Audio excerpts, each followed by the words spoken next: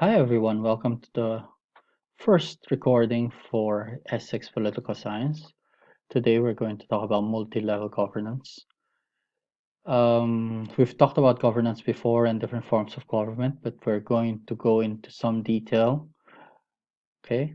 Um, and if you look at the picture on the right, so you see the US president there, and behind him on either side, you have the governor of New York, Cuomo, and that of California, Newsom here. This is not a randomly chosen picture. I hope to be able to show you how relevant this is to our discussion today. Okay, we'll see that later. Now, if you're talking about governments, and if you are discussing matters in the context of politics, many would agree that the nation state is the natural and legitimate political unit. But then there have been forces that have pulled it up or pulled it down. I'm talking about the nation state. And thereby, these forces have created multi-level government or governance. So there have been recent trends. So trends happening within states and then outside states. For instance, decentralization. So power has been moving away from the center, from national bodies, and then there's also a greater awareness of how diverse communities are in terms of ethnicity, culture, language, etc. On the other hand, you have transnational movements or forces that affect not only a single nation state but several, and thus, pushing different countries to come together, to work together, and figure out how to deal with these forces. So, for instance, everyone wants to promote economic growth. So instead of doing it on your own, maybe you can enter into economic cooperation. Climate change is one of the greatest challenges of our time. The proliferation of weapons of mass destruction, and weapons can be brought across borders. So police and military bodies, agencies work together to stop this from happening. And of course, you know pandemics, which spread very quickly and affect large numbers of people. So governments need to work together. So these are the two trends. So the nation state is being pulled upward, you know, to make decisions at another level beyond the nation state. And at the same time, the nation state is also being pulled downward below the national level. And that aspect we're going to talk about today. So what this brings about is multi-level governance. So it's a process in which power is distributed at different levels of territorial aggregation or combinations of territories, or territorial configuration. So power no longer remains within the center, within the capital, but is distributed to other cities, regions, provinces, local government. Like I said, we're going to focus on subnational politics. So politics below the nation, or within, you can say within the the nation, within the state. Okay. If you're talking about that, then you're looking at this distinction, the distinction between what is national or central and what is peripheral, what is off to the side, and what is non-central. Okay. Now, the most important shaping factor here, if you're looking at particular countries, is the constitution. It's thanks to the constitution of a specific country that that country has, you know, a specific political structure. So some are federal, that means the central, peripheral levels share power. Some other countries are unitary, meaning there's a single institution that has sovereignty, has central control. And then you have confederations. That's very rare. That's relatively rare. It's not very common for nation states to be confederations, but this is more common for international organizations. Why? Because this would mean that the members of the confederation remain independent, like largely independent. They would have, you know, um, equal voting power, and the voting has to be unanimous in order to reach a decision. Okay. So it's very rare that you find countries that are confederations. Good examples are organizations, international organizations like NATO and the African Union. Now, when we're talking about federal systems, so subnational politics, federal systems, that's our focus today.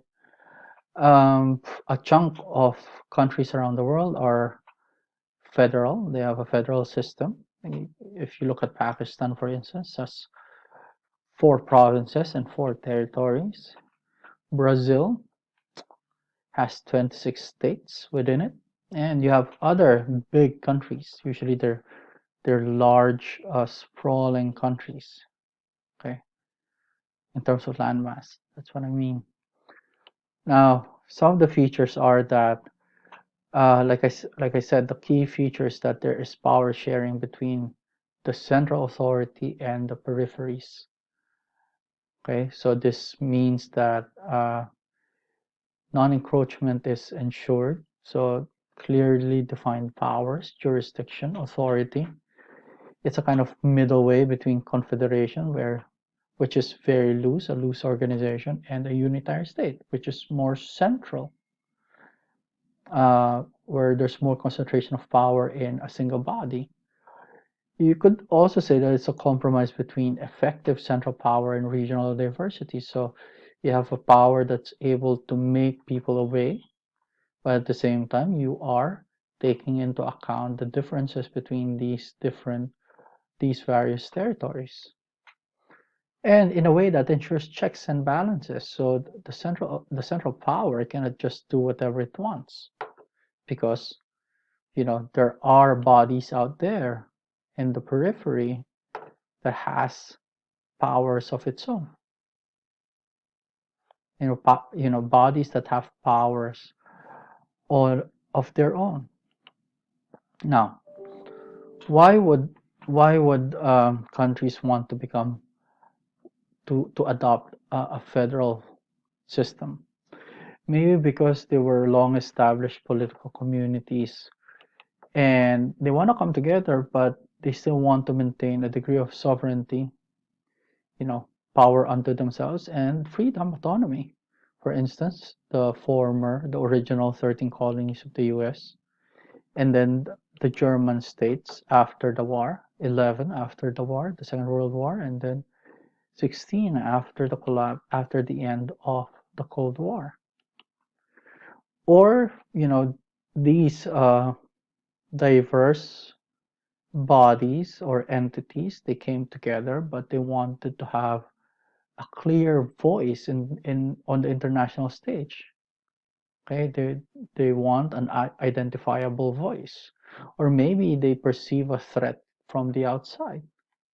So, for instance, those 13 colonies, they came together and decided, okay, they wanted a union because they wanted a clear, identifiable voice in world affairs. And then Germany in the late 19th century also wanted a unified nation, out of Prussia and the other Germanic states and principalities, because the Austrian Empire was a threat, and France, its neighboring country, was, a traditional enemy. The EU as well, the EU came about uh, largely, in part because of the realization that Europeans lost their influence after the two great wars, and at the same time, uh, they saw a threat to the east, the growing influence and power of the USSR. Another possible reason is just geographical size, and given the large geographical area, diversity is almost inevitable. How do you maintain unity in this diversity? So you go federal. Okay. Now, let's look into features of federalism. If you're talking about a federal state, how would that look? So, at the very least, you would have two autonomous levels of government. So you have the center, and then you have the periphery. The powers of these bodies or levels of government are well defined. And for instance, in the U.S. Constitution, you have the 10th Amendment that says that whatever power is not specified as belonging to the federal government, those things are reserved to the states or to the people. Okay. If you look here, you can see the powers that are exclusive to the federal government in the U.S. And then you have powers that belong properly to the states, and then you have concurrent powers. So it's interesting, for instance, that providing for public safety, health, and welfare, that's a power that is exclusive to the states in the US. Now, if we return to our first slide here, Donald Trump just said that he had complete authority to force, to make states open, you know, open and what do you call this, remove their stay-at-home orders.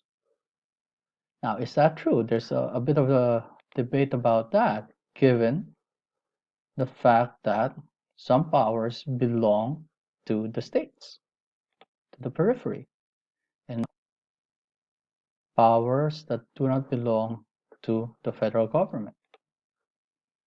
Okay.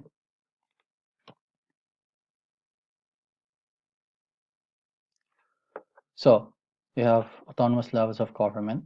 You have a written constitution that defines those powers belonging to the different levels. Nobody can make any unilateral change. Okay. So even the periphery has a say if any change is to be made. There's a constitutional arbiter or a judge. Usually it's the Supreme Court. And the Supreme Court decides on disputes about jurisdiction authority. If, for instance, the federal government oversteps its authority, a particular state can sue the federal government. And institutions are linked. For instance, even within the federal government, usually the upper house of parliament or the legislative body, has the members of that chamber are representatives of the states. So that's true for the US, for instance. Senators are representatives of the states, of the 50 states. So again, in this sense, you can see that the federal government cannot just make changes when it wants to do so. The senators, the Senate itself in the US, for instance, can do something about it. Now, a brief assessment of federalism. Yes, it gives regions a political voice, but then in recent decades, there has been a move towards coercive federalism. So the federal government forcing states to obey its agenda. This can be done by, promising money or withholding funding. It creates, this is another positive, it creates a network of checks and balances because the periphery can question the center, for instance. Yet that can cause paralysis in terms of